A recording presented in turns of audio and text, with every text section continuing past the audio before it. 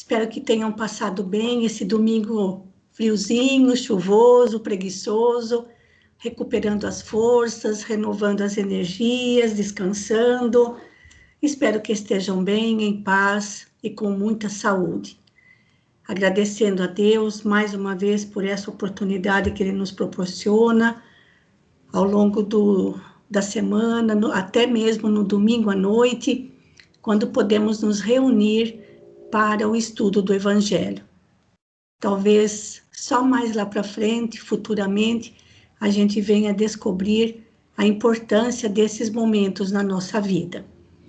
Nós estamos hoje no nosso 15º encontro, numa data bastante especial, que é o dia 18 de abril, e para iniciarmos as atividades desta noite, eu vou pedir para a Lenita fazer a prece de abertura, mas eu esqueci de olhar para ver se a Lenita já estava presente. Cheguei. Alguém pode verificar isso para mim, fazer o favor? Eu cheguei, estou atrasada. Já chegou? Ai, que bom, Lenita, obrigada, vem. Então, por favor, pode começar. Boa noite a todos, sejam todos muito bem-vindos. Vamos pedir a Deus, aos irmãozinhos de luz, que mais uma vez nos acompanhem, nos intuam, nos ajudem nos esclarecimentos da noite, para que consigamos terminar essa reunião um pouco mais esclarecidos, um pouco mais conhecedores da doutrina, dos ensinamentos do Cristo, para que consigamos ser pessoas melhores, que consigamos trabalhar para subir mais um degrauzinho na nossa evolução, para conseguirmos evoluir e transformar esse mundo num mundo melhor para todos nós, encarnados, desencarnados, humanos, não humanos. Fica conosco, Senhor, que assim seja, graças a Deus.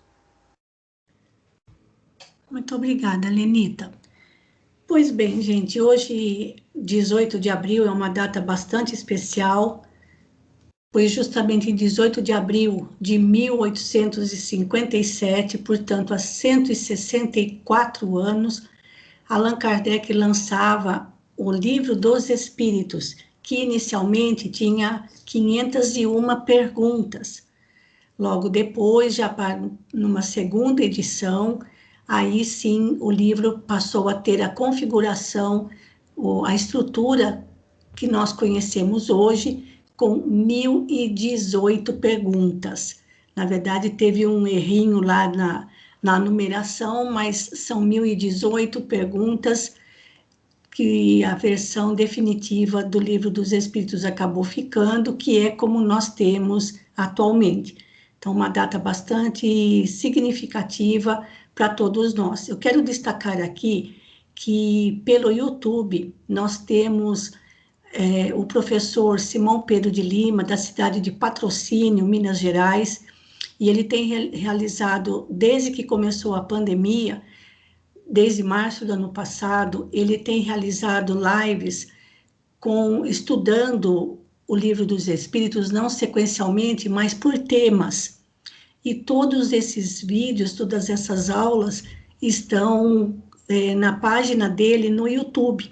Então, é só procurar lá o Simão Pedro de Lima no YouTube, entrar no canal dele, e vocês vão ver todas as lives em que ele faz o estudo do Livro dos Espíritos. Claro que tem um monte de vídeos, porque isso já está acontecendo há mais de um ano, mas além de mostrar para a gente um profundo conhecimento deste livro, que é o livro basilar, é o livro que contém toda a filosofia dos espíritos, ele é uma pessoa extremamente simples, os seus estudos são elaborados de uma maneira simples, como ele procura destacar sempre, e nós temos ali uma grande oportunidade também de compreender melhor o quanto Kardec foi realmente muito inteligente e muito amparado pelos espíritos superiores para elaborar esta obra.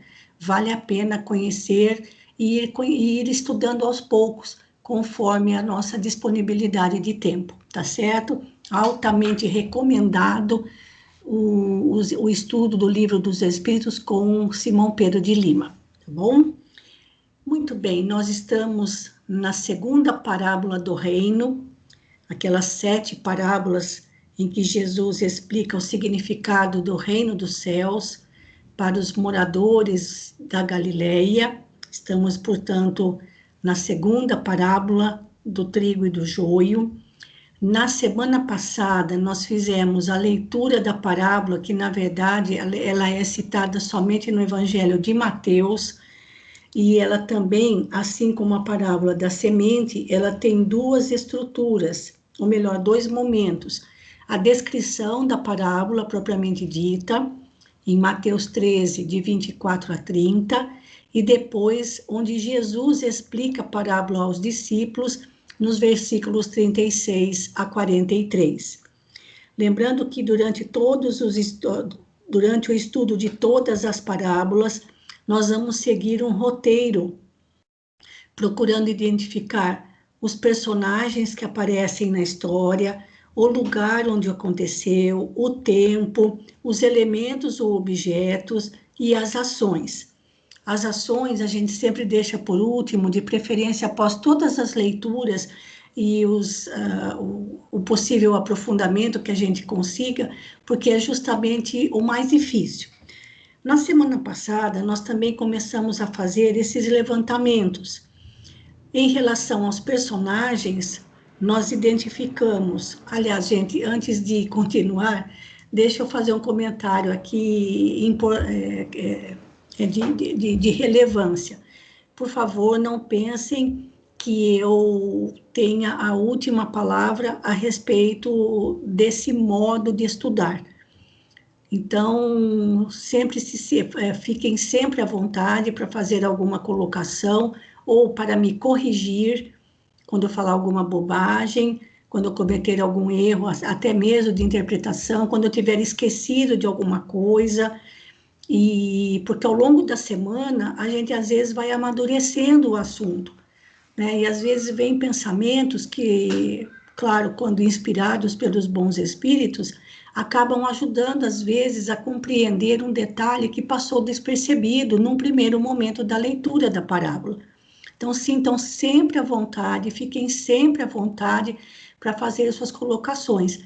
Então, quando a gente relaciona aqui todos os elementos, personagens que a parábola apresenta, não é aquilo que a gente apresenta para vocês, não é a palavra final. Às vezes, sempre tem alguma coisa a acrescentar, algum comentário a se fazer. Portanto, fiquem à vontade para me interromper, porque com isso todos nós aprendemos e só vem a acrescentar. Então, em relação aos personagens, nós identificamos, aliás, na parábola, quem semeia a boa semente no campo aparece como sendo o homem, né, na descrição da parábola. E depois, na explicação, Jesus diz que esse homem é o filho do homem, ou seja, o próprio Jesus, que semeia a boa semente. O inimigo representando os espíritos imperfeitos, porque nós estamos num mundo de expiações e provas, onde espíritos imperfeitos, assim como nós, continuam reencarnando entre aqueles que já são bons. E claro, todo espírito imperfeito, como a gente vai ver daqui a pouquinho, sempre tem como principal característica o egoísmo. Os servos já são os espíritos bons ou os espíritos benévolos que auxiliam Jesus vamos dizer assim, nos cuidados com o campo. O proprietário, que é Deus, o Criador, proprietário desse campo, os ceifeiros, que são os espíritos superiores. Nós vamos conhecer um pouquinho sobre as principais características de espíritos superiores. Então, esses são os personagens que nós conseguimos identificar. Alguma colocação que vocês queiram fazer? Porque na semana passada nós fizemos só um levantamento dos personagens, do lugar, dos objetos. Desculpa. Desculpa, gente. Desculpa. O Fernando veio aqui e o cachorro assustou. Desculpa. Só um momentinho. Só a entrega das cestas. Ai, tá bom, Fernando. Ele veio pedir para eu avisar que a entrega dos mantimentos das cestas vai ser no próximo sábado. Ele já está preocupado com isso faz tempo. Desculpem, gente. O cachorro fica dormindo aqui do meu lado e ele viu o Fernando se aproximando e o Fernando ainda por cima está com um moletom azul marinho e a luz da cozinha está apagada, até eu acabei me assustando. Deixa eu tomar um golinho de água para me recompor, só um momentinho. Alguém mais quer fazer algum comentário a respeito desses personagens? Como eu estava dizendo, na semana passada, que a gente fez a primeira leitura, a gente fez só primeiro um levantamento, né, do que a gente conseguia encontrar no texto. Agora, já num segundo momento, como é o de hoje, a gente vai começar a procurar um significado espiritual para cada elemento, para cada personagem, para cada objeto, tá bom? Alguém, em relação aos personagens, alguém quer fazer alguma colocação? Mais algum comentário? Pronto? Então, vamos adiante. Depois dos personagens, vem o lugar. E nós temos que considerar aqui dois lugares, dois tipos de lugares.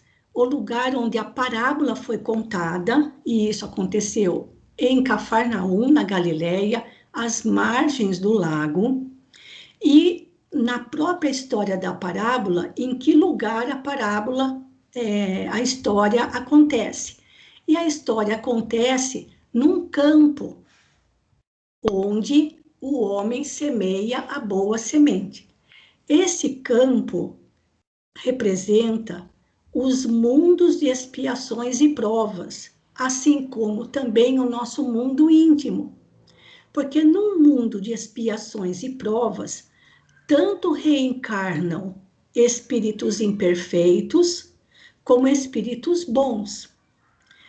Assim como no nosso mundo íntimo, também surgem bons e maus sentimentos, bons e maus pensamentos, bons e maus desejos. Então, o grande trabalho acontece aí. O celeiro, aonde a produção do campo é guardada, na linguagem do Evangelho, o celeiro, o melhor local para se guardar bens materiais é com o próximo. Ou melhor, amenizando as necessidades do próximo. Aqui lembrando, né, que no finalzinho da parábola, após separar o joio do trigo, o trigo é guardado no celeiro. Ora, enquanto o joio ele dá um grão venenoso, o trigo ele é alimento. Então, o melhor local para se guardar uma provisão de alimentos é suprindo as necessidades do próximo. Então, esses são os lugares que nós identificamos e procurando dar a cada um sentido espiritual. Alguém deseja fazer algum comentário a respeito dessas colocações? Então, vamos agora em relação ao tempo. A mesma coisa, nós temos dois tipos de tempos, vamos dizer assim. O tempo relacionado ao momento em que Jesus contou a parábola, se era manhã, tarde, noite, se era primavera, verão, outono, inverno, ou uma determinada época do ano. E isso a gente não tem, assim, explicitamente naquele momento, mas como acontecia às margens do lago, claro que isso só poderia acontecer ao longo do dia, não é? Ou no comecinho da manhã, antes deles irem para o trabalho, ou no finalzinho da tarde, antes de escurecer. Mas a parábola propriamente dita, a história da parábola também apresenta alguns momentos, vários tempos, na verdade. o tempo de semear. É quando o homem lança a boa semente no campo. O tempo de semear é sempre o tempo, ora, no Evangelho, semear está relacionado à liberdade de escolha, ao nosso livre arbítrio. Então, nós temos um tempo para semear, utilizando nessa semeadura o nosso livre arbítrio, a nossa liberdade de escolha. Há um tempo para crescer, o crescimento da semente, representando a nossa evolução espiritual, e vai chegar a hora de colher. Então, a hora da colheita é a hora da aferição de valores. E esse semear, crescer, colher, ele é contínuo. E o momento mais importante é o momento do semear, porque nesse momento de semear, nós temos a liberdade de escolher. Mas dali para frente, tendo lançado a semente no campo, não há mais o que fazer, porque ela vai germinar, brotar, crescer, e vai chegar o momento da colheita, que no sentido evangélico representa a aferição de valores. Certo, gente? Algum comentário aqui? Podemos ir adiante. Se lembrarem depois, podem me interromper, tá bom? Ai, faltou um. E quando fala que no final, né, que quando vierem os anjos que vão fazer a separação do joio do trigo, isso significa o final de um ciclo evolutivo. Nós sempre fomos levados a pensar que seria o fim do mundo, mas não é o fim material, do mundo material, como se o planeta Terra deixasse de existir. Não é isso. É final de um ciclo evolutivo. E um ciclo evolutivo de moralidade. Então, nós estamos realmente terminando este ciclo evolutivo e, ao mesmo tempo, já estamos começando a penetrar num próximo ciclo. E é nesse momento que os espíritos superiores começam a fazer a seleção dos espíritos que podem continuar reencarnando aqui na Terra ou não. Esse é o momento de separação do joio e do trigo, vamos dizer assim, tá bom? Então, não é fim do mundo, não vai ser juízo final, como a gente lê assim, quando a gente toma a leitura do Evangelho ao pé da letra, tá bom? E claro que todo final de ciclo evolutivo, todo momento de aferição de valores, é sempre acompanhado de muitos testemunhos, como que estamos passando no momento. E, por fim, tem os elementos, ou os objetos, que especificamente nessa parábola são vários, né? Tem muitos. Então, vamos lá. A boa semente, porque lá no texto, quando Jesus explica a parábola para os discípulos, ele diz que a boa semente são os filhos do reino, ou seja, são aqueles que já assimilaram, que já compreenderam e já começaram a conduzir a própria vida nos padrões do Evangelho, ou seja, são os espíritos bons, dentro da denominação dada por Kardec, como a gente vai ver daqui a pouquinho, na escala espírita, lá no Livro dos Espíritos. Então, o que significa isso? Que aqui na Terra reencarnam também espíritos bons. Como o campo, como a gente viu no slide anterior, vou voltar lá rapidinho, gente, olha, o campo representando mundos de expiações e provas. E nos mundos de expiações e provas, como é o nosso planeta, tanto reencarnam espíritos bons quanto espíritos imperfeitos e crescem juntos, assim como no nosso mundo íntimo, as boas e as más tendências.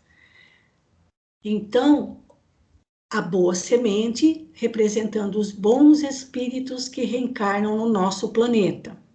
E o joio representando os espíritos imperfeitos. E claro que essa boa semente é o trigo, né, gente? Representando, então, os espíritos bons, ou tudo aquilo que esteja relacionado ao bem, assim como o joio representa tudo aquilo que esteja relacionado ao mal, porque nos espíritos imperfeitos, a principal característica é o egoísmo e a tendência para o mal, a tendência ainda prazerosa para o mal.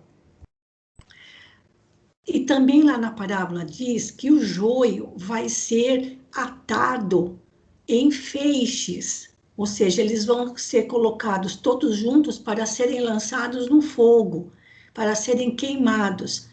Então, isso significa que essa seleção de espíritos que podem reencarnar ou continuar reencarnando ou não no nosso planeta, não é feito somente em nível de individualidade, mas também em nível de coletividades.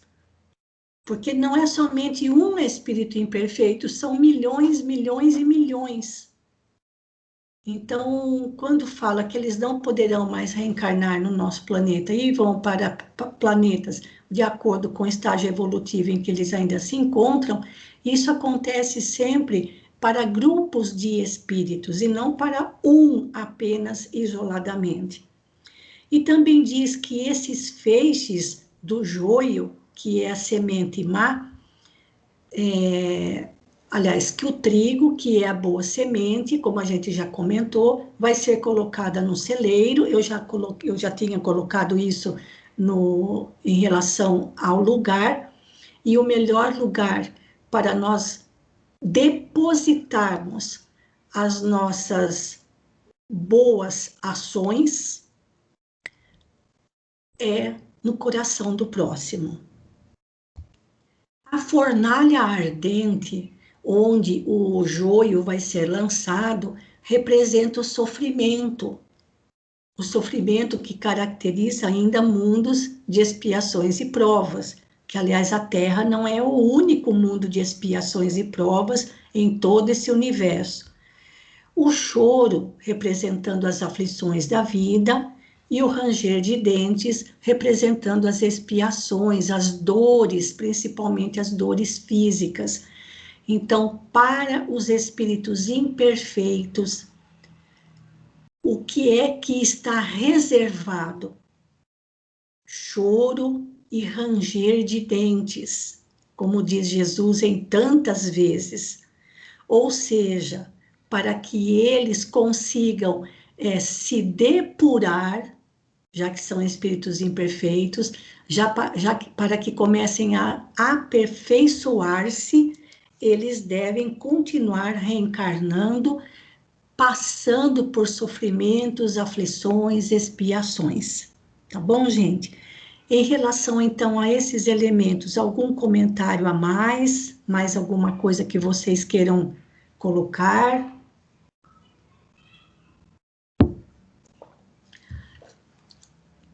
Então, resumidamente, gente, joio e trigo, representando características de espíritos que reencarnam na Terra, ainda um planeta de provas e expiações. O espírito, ao reencarnar, passa por um período, o período da infância, onde, como o próprio Kardec diz, é como se o espírito realmente fosse a imagem da pureza, da inocência. Então, até que as tendências comecem a se manifestar, a gente não consegue distinguir se vai ser um bom espírito ou se é um espírito ainda com tendências ao mal. Mas que também fique bem claro, ninguém reencarna com uma programação para o mal. Isso é escolha própria. Né? Mas por que Deus permite, então, que eles cresçam juntos? Para que um possa aprender com o outro e para que, ou melhor, para que o joio aprenda com o trigo, ou melhor, para que os espíritos imperfeitos aprendam com os bons, e por sua vez os bons possam auxiliar, praticar a caridade, ajudando os imperfeitos. Agora, a seleção de quem continua reencarnando aqui ou não, não cabe a nós, mas somente aos espíritos superiores. São superiores no saber e são superiores no amor. Então, gente, rapidamente eu vou mostrar para vocês, aliás, então só para a gente terminar os slides aqui, eu poder sair dessa tela, hoje a gente vai fazer a leitura, os comentários de Karl Bartschutel, no livro Parábolas e Ensinos de Jesus, e também os comentários de Rodolfo Caligares, dois grandes estudiosos espíritas, estudiosos da doutrina e estudiosos do Evangelho, ajudando a gente a tirar mais ensinamentos morais desta parábola, tá bom? Eu vou sair daqui e vou passar para o Livro dos Espíritos rapidamente. E como eu mudei de tipo de arquivo, só me dê um alôzinho se está aparecendo para vocês, porque às vezes quando eu troco de tipo de arquivo, não aparece. Ok, Malu. Tá ok. Uhum. Gente, no Livro dos Espíritos, a partir da questão 101, Kardec apresenta a escala espírita, começando pela escala mais baixa, que é a escala, na verdade, são 3 ordens.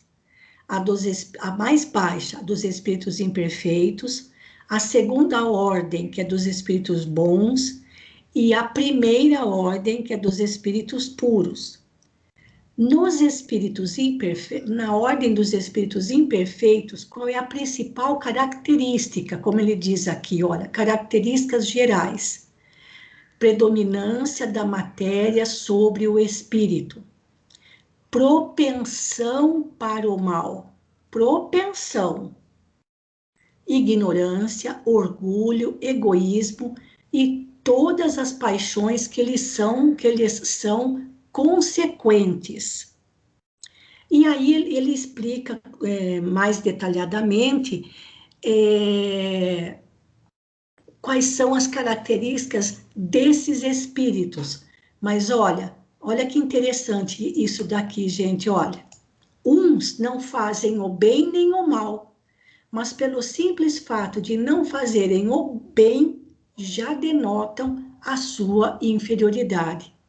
Outros, ao contrário, se comprazem no mal e rejubilam quando uma ocasião se lhes depara para praticá-lo. Dentro desta ordem existem 5 categorias, que eu vou passar rapidamente aqui para a gente ir para frente, olha. São as classes. Então, dentro da terceira ordem, que é dos espíritos imperfeitos, existem 5 classes. Espíritos impuros são inclinados ao mal, de que fazem o objeto de suas preocupações. É a classe mais baixa de todas. E esses espíritos reencarnam na Terra. Depois tem os espíritos da 9ª classe, vou passar rapidamente. 9ª classe, os espíritos levianos. Aí ele explica direitinho quais são as características de cada classe. Na 8ª classe, os pseudo-sábios, ou seja, aqueles que têm o falso saber. Na 7ª classe, os espíritos neutros, nem são bons o suficiente para praticar o mal, e nem mal demais para praticarem o mal pelo mal. E por último, na 6ª classe, os espíritos batedores e perturbadores. Então, dentro da terceira ordem dos espíritos imperfeitos, existem 5 classes, e a mais baixa de todas é a dos espíritos impuros, porque eles são obstinados no mal. todas essas classes de espíritos reencarnam no planeta Terra ainda. Mas nós estamos a caminho de um novo momento para o planeta, onde somente bons espíritos reencarnarão aqui na Terra, que, segundo a escala espírita, é a segunda ordem. Qual é a característica principal desses espíritos? Predominância do espírito sobre a matéria, desejo do bem. Suas qualidades e poderes estão em relação com o grau de adiantamento que hajam alcançado. Alguns têm a ciência, outros a sabedoria, outros a bondade. Então, acredito que nós, com a graça de Deus, já estamos nos últimos resquícios, como espíritos imperfeitos, caminhando para nos tornarmos bons espíritos, porque nós não estamos mais obstinados no mal. Nós não desejamos praticar o mal, embora muitas vezes, por ignorância, a gente ainda venha cometê-lo. Mas nós não temos o mal como objetivo principal da nossa vida, da nossa existência. Ainda somos egoístas, mas desejamos fazer o bem, desejamos progredir. Então, estamos saindo daquela terceira ordem de espíritos impuros, imperfeitos, aliás, caminhando para nos tornarmos bons espíritos. Mas dentro desta segunda ordem, existem 4 classes, porque, vejam, cada um ainda está num grau de adiantamento diferente. Na 5ª classe são os espíritos benévolos, ou espíritos bondosos, são aqueles onde a bondade é a qualidade dominante. Mas vejam, olha, são limitados, porém, quanto aos seus conhecimentos. Progrediram mais moralmente do que intelectualmente. Depois tem na 4ª classe os espíritos sábios, que já progrediram no saber. Na 3ª classe, os espíritos de sabedoria, que são já os mais elevados ainda em conhecimento. E, por fim, na 2ª classe, os espíritos superiores. Esses reúnem a ciência, a sabedoria e a bondade. Acima dos espíritos superiores, somente a primeira ordem, que é a dos espíritos puros. Então, espíritos superiores, gente, como nós já estudamos anteriormente, são os chamados de anjos, arcanjos, serafins, como aparece na parábola, são os espíritos superiores. E eles se tornam colaboradores diretos para transformar o nosso planeta num mundo melhor. Quando, por exceção, encarnam na Terra, é para cumprir uma missão de progresso. Enfim, só para que a gente tenha uma noção de que o nosso planeta é um campo onde reencarnam bons espíritos, espíritos imperfeitos, representados pelo joio, e os espíritos bons, nas suas 4 classes, que são os benévolos, os sábios, os que têm sabedoria e os espíritos superiores, também reencarnam, representados pelo trigo, tá bom? Então, isso dá para a gente uma dimensão, não somente uma dimensão, mas também a necessidade de mantermos a esperança de que nós estamos num processo de seleção, de aferição de valores. Mas quem está auxiliando a isso são esses espíritos que pertencem à 2ª ordem, que é a ordem dos espíritos bons, mais especificamente da 2ª classe, os espíritos superiores. Tá bom, gente? Olha lá, olha. Tá certo? Então, isso ajuda a gente a ver que a parábola tem uma dimensão muito maior do que inicialmente parecia para a gente, tá bom? Então, vamos às nossas leituras. A primeira leitura do livro Karl Schutel, que trata da parábola do joio, quem vai fazer a leitura é a Vilmara, o texto é curtinho, dá tempo da gente ler. Mesmo que não dê para a Jo fazer a leitura do Caligares, não tem importância, que a gente não pode ter pressa. Vilmara, não há necessidade de fazer a leitura novamente da parábola, tá bom? Acho que a gente pode partir direto já para a explicação, tá bom? Começa aqui, olha. O homem tem sido. Pode começar. Tá, ok. Vamos lá. O homem tem sido, em todos os tempos, o eterno inimigo da verdade. A todos os jactas da sua luz, opõe uma sombra para obscurecê-la ou desnaturá-la.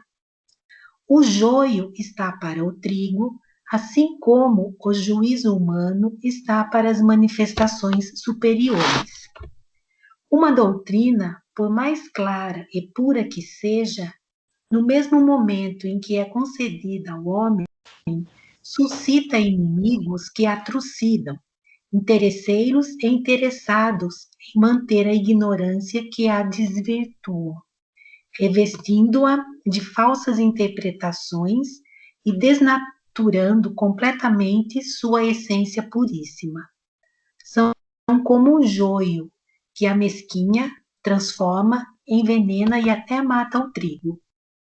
A doutrina de Jesus, embora de nitidez incomparável, de lógica e clareza sem igual, não podia deixar de sofrer essa malsinada transubstanciação que a tornou esquecida, ignorada e incompreendida das gentes. Embora resumindo-se a religião do Cristo no amor a Deus e ao próximo, no merecimento pelo trabalho, pela abnegação, pelas virtudes ativas, os sacerdotes dela fizeram um princípio de discórdia, degeneraram-na em partidos religiosos que se digladiam numa luta tremenda de desamor, de ódio, de orgulho, de egoísmo, destruindo todos os princípios de fraternidade estabelecidos pelo Cristo. Em vez da religião imaculada do Filho de Maria, aparecem as religiões aparatosas de sacerdotes preconizando e mantendo cultos pagãos, exterioridades grotescas, dogmas, mistérios, milagres, exaltando o sobrenatural, escravizando a razão e a consciência das massas.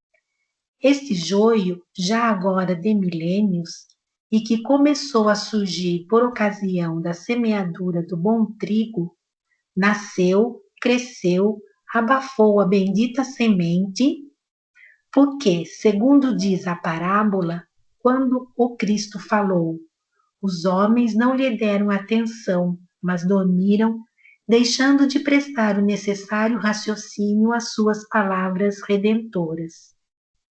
E como depois, pela mescla da palavra do Cristo com as exterioridades com que se revestiram, se fizesse confusão idêntica à do joio e do trigo, logo após nascerem, o Senhor deliberou esperar a ceifa, quer dizer, o fim dos tempos, que deveria apresentar o produto da sua palavra e os resultados das religiões sacerdotais com as suas pompas, para que os ceifeiros ficassem encarregados de queimar o joio e recolher o trigo ao celeiro. É o que estamos fazendo. E estes escritos elucidativos não têm por fim elucidar a doutrina do Cristo, que é toda a luz, mas queimar com a chama sagrada da verdade, o joio malfazejo, reduzi-lo a cinzas, a fim de que o cristianismo domine, estabelecendo no coração humano o amor a Deus e fazendo prevalecer o espírito de fraternidade, único capaz de resolver as questões sociais e estabelecer a paz no mundo. O que eu consegui... Faço comentário, né, Maroísa? Claro, por favor, fique à vontade, não somente você, mas alguém, quem mais desejar comentar, viu, Vilmara? Fique à vontade. Tá ok. Olha, o que eu consegui perceber desse texto foi que o orgulho, a vaidade e o egoísmo dos homens, eles vão diretamente contra, né, os ensinamentos de Jesus.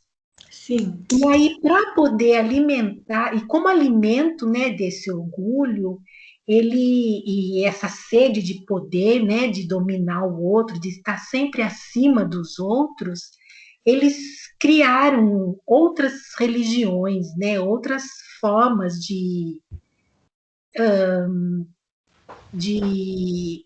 controlar, de agregar, né, outras pessoas, trazer outras pessoas para o seu lado, né, subjugar outras pessoas, eu acredito. E aí, só que esses seguidores, eles acabam aceitando essas novas ideias porque eles não acreditaram muito no que Jesus ensinou, né, naquela época. E aí foram seguindo para ver o que ia acontecer. Isso é o que eu estou entendendo disso, tá? E aí toda essa movimentação, ele crescia junto com os ensinamentos de Jesus. Então, foram ideias, né, que foram crescendo ao mesmo tempo, né? Cada uma na sua localidade, no seu espaço. E eu acho que a separação, né, desses dois movimentos, ela vai se dar naturalmente, porque o que é verdadeiro vai se manter, né? E o que foi construído em cima de sentimentos de poder, sentimentos não bons, ele acaba se destruindo por si só, né? Então eu acho que quando ele fala de queimar a sagrada, que a chama, né, que vai queimar com a chama, é essa destruição interna das pessoas, né? Eu acho que essa queima é uma queima interna e dando espaço para que o sentimento bom realmente floresça. E aí todo mundo siga na mesma linha, né, dos ensinamentos de Jesus. É isso. Tá certo, Vilmar, agradeço. Vejam que Karl Schutter dá uma interpretação bem diferenciada. E para quem não conhece muito a respeito de Karl Schutter, que foi um grande trabalhador espírita na cidade de Matão, ele teve uma luta moral incessante com a Igreja Católica. E por causa disso, muitos dos comentários que ele faz relacionados aos desvirtuamentos do cristianismo, dos ensinamentos de Jesus, como Jesus nos deixou, ele não perde a oportunidade de fazer esses comentários. E é o que ele mostra aqui, que o joio, ao ser semeado ao lado do trigo, representando ali o trigo como sendo a essência primitiva dos ensinamentos de Jesus em toda a sua simplicidade. E o joio como sendo aquilo que a igreja dominante na época foi semeando, misturando os conceitos em torno dos ensinamentos de Jesus, que é o que nós estamos estudando no livro Cristianismo e Espiritismo, aos sábados à tarde. Está dando para a gente ter uma ideia o livro do Leon Denis, mostrando bem para a gente como isso foi acontecendo ao longo dos séculos. Mas essa seleção, como ele diz aqui, ela naturalmente ela vai acontecendo, porque ninguém pode impedir a lei do progresso. Ninguém pode impedir nenhuma lei divina que deixe de existir, que essa lei divina deixe de atuar. Então, todos progridem, e progredindo, vão percebendo que aquela mistura em torno dos ensinamentos de Jesus já não respondem mais, aqueles elementos já não respondem mais às necessidades do homem de hoje. Então, essa seleção naturalmente vai acontecendo, e essas colocações que ainda existem, e muito, né, gente? Ainda tem muito joio misturado nos ensinamentos de Jesus, tá bom? Mais alguma coisa que alguém queira fazer? Mais alguma colocação em torno desse texto do Carbar, dos comentários da Vilmara? Na verdade, o que Carbar fala aqui é muito sério, né, gente? Mas vamos adiante. E acho que dá tempo ainda, porque o texto também não é muito extenso, para Jo Roque fazer a leitura agora dos comentários do do Rodolfo Caligares. Não há necessidade da gente fazer a leitura da parábola novamente, e podemos partir já para interpretar, para os comentários do Caligares, a partir desse parágrafo aqui, ó. Pode começar, Jo. Boa noite a todos. Boa noite. A significação dessa parábola parece-nos uma nitidez meridiana, ou seja, uma clareza total, né? Uhum. O campo somos nós, a humanidade. O semeador é Jesus. A semente de trigo, o evangelho. A erva má, as interpretações capelosas de seus textos. E o inimigo, aqueles que as têm lançado de permeio com a lídima doutrina cristã, ou seja, tem lançado no meio da legítima doutrina cristã. Isso. Mas o Divino Mestre fizera boa semeadura, pregando, exemplificando o amor entre os homens, como condição indispensável ao advento de um clima de entendimento fraterno no mundo. Eis que os supostos herdeiros de seu apostolado, assolados pelo egoísmo e pelo orgulho, começam a criar questiúnculas e de ascensões, que seriam discussões sem importância, discórdias, desavenças, né? Isso.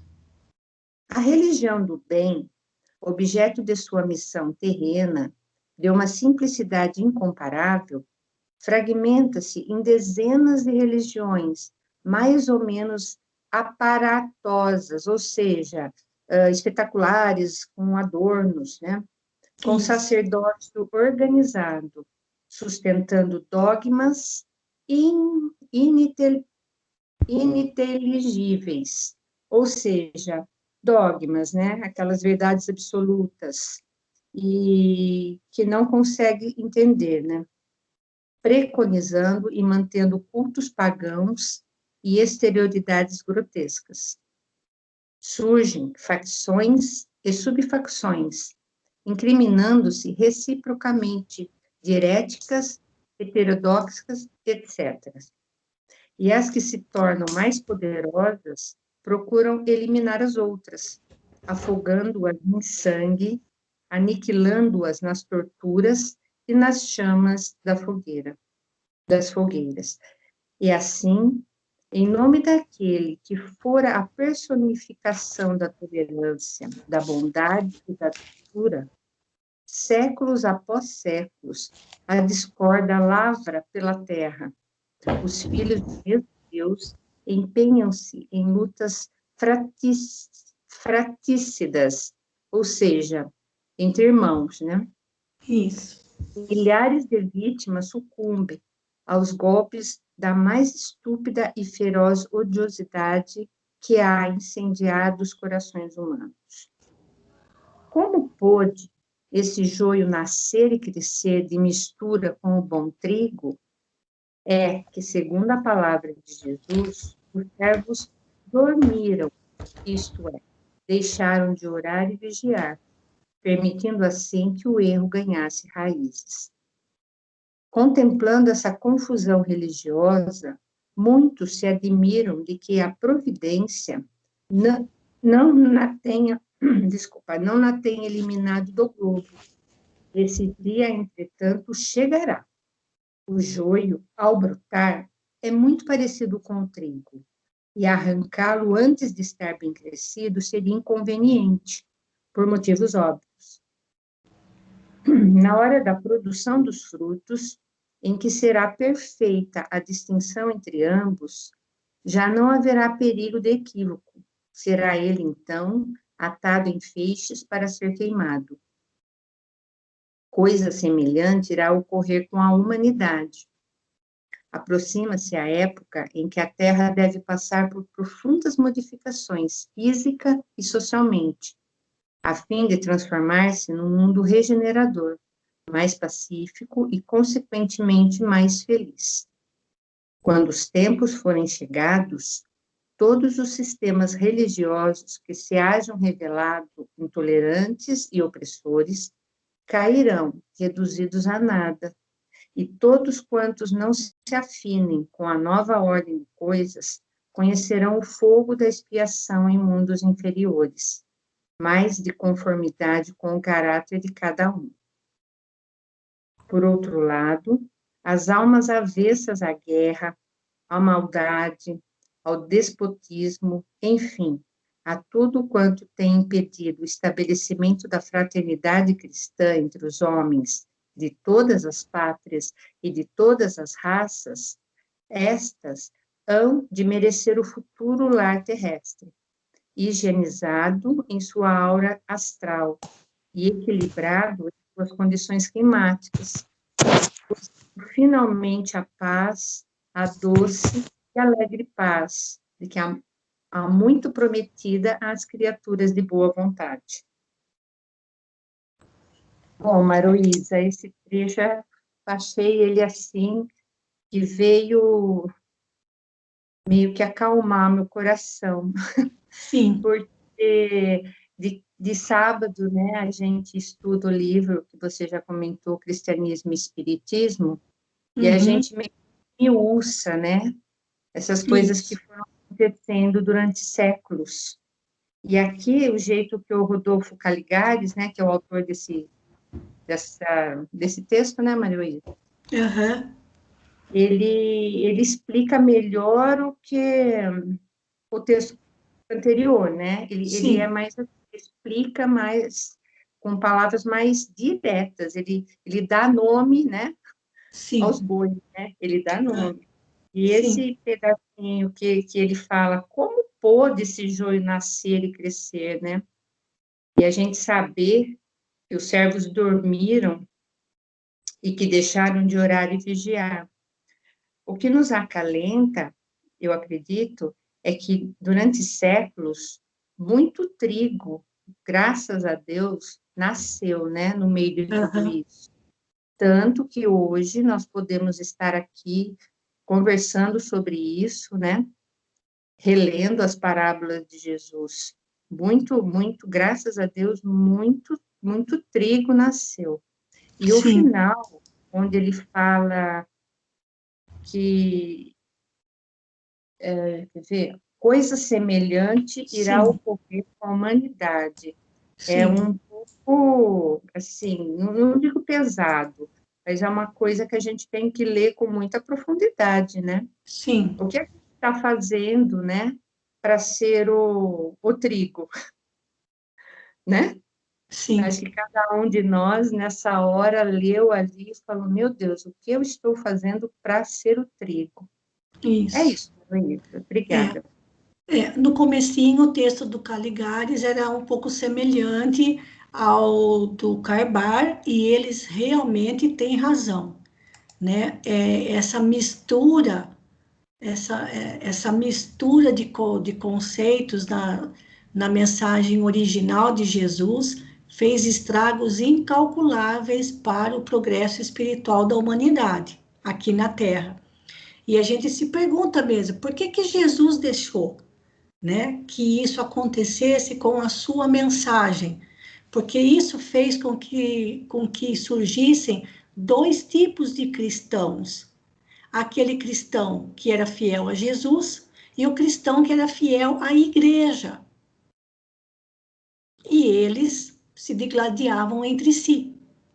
Né? Então, a pergunta é, por que que Jesus deixou que isso acontecesse? É como a gente que teve experiência, assim, né, um tempo de vivência em sala de aula, a gente encontrava no meio escolar aqueles que eram partidários de se criar classes separadas, no seguinte sentido, classe somente para alunos super adiantados e classe para alunos super atrasados. Ou melhor, ou, em outras palavras, que os bons alunos fossem separados dos maus alunos. É a pior coisa que pode acontecer, porque os bons alunos acabariam se isolando, se fechando entre si e se achando a melhor bolachinha do pacote, e os maus alunos se sentiriam humilhados e fariam de tudo para continuarem mais piores ainda do que eram. A melhor coisa é mesclar, é a diversidade, porque assim os maus têm oportunidade de aprender com os bons e os bons, por sua vez, têm oportunidade de praticar a caridade, auxiliando os maus a se recomporem. É por isso que o joio foi permitido de crescer ao lado do trigo.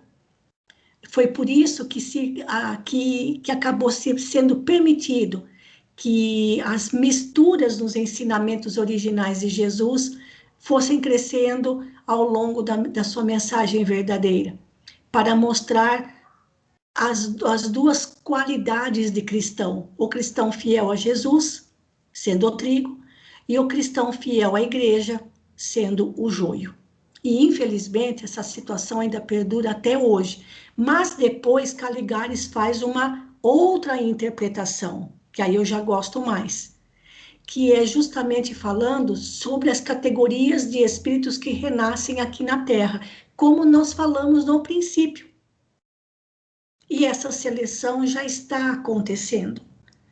O nosso planeta só se tornará um mundo regenerado quando os espíritos que reencarnarem aqui forem somente bons espíritos, ou seja, que esteja crescendo mais trigo do que joio. E graças a Deus isso já está acontecendo. Tem mais trigo do que joio. Tá bom, gente? Nós vamos fechando aqui, já estamos quase em cima da nossa hora.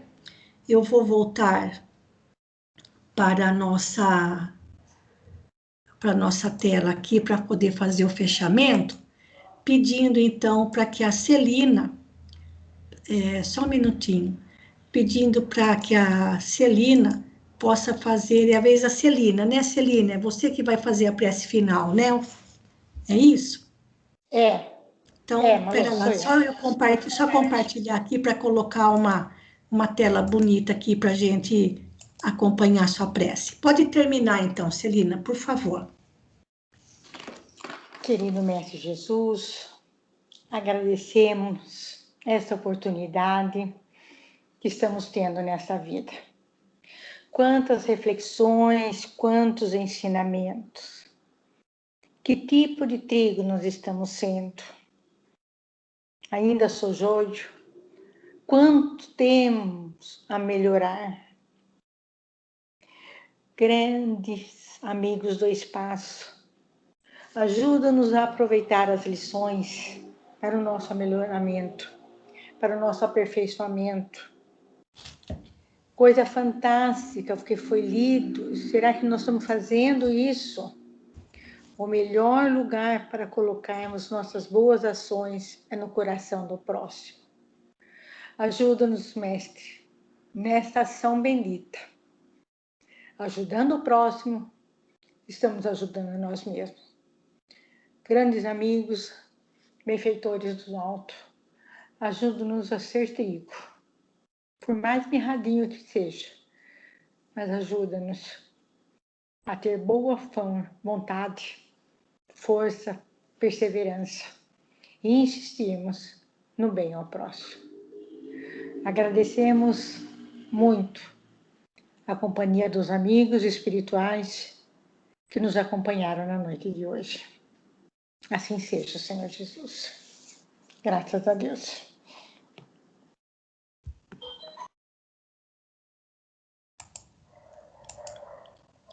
Queridos amigos, desejamos a todos